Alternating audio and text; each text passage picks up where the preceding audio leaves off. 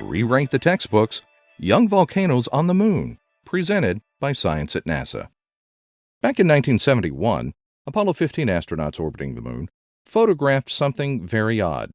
Researchers called it INA, and it looked like the aftermath of a volcanic eruption. There's nothing odd about volcanoes on the Moon per se. Much of the Moon's ancient surface is covered with hardened lava. The main features of the Man in the Moon, in fact, are old basaltic flows deposited billions of years ago when the Moon was racked by violent eruptions. The strange thing about INA was its age.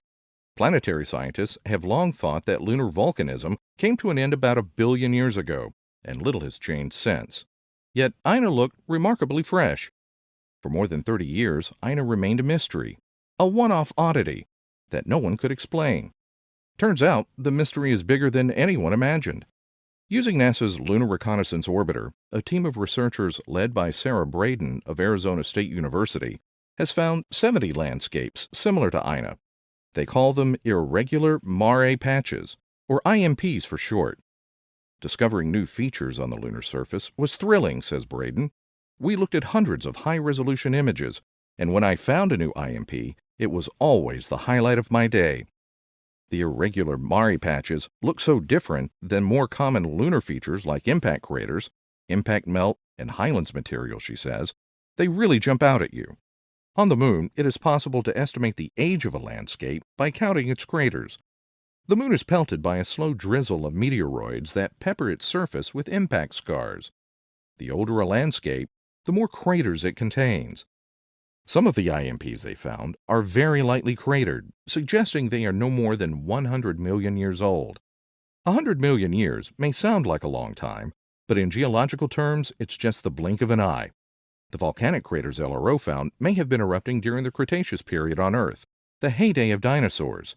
Some of the volcanic features may even be younger, 50 million years old, a time when mammals were replacing dinosaurs as dominant life forms. This finding is the kind of science that is literally going to make geologists rewrite the textbooks about the Moon, says John Keller, LRO project scientist at the Goddard Space Flight Center. IMPs are too small to be seen from Earth, averaging less than a third of a mile, about 500 meters across in their largest dimension. That's why, other than INA, they haven't been found before. Nevertheless, they appear to be widespread around the near side of the Moon.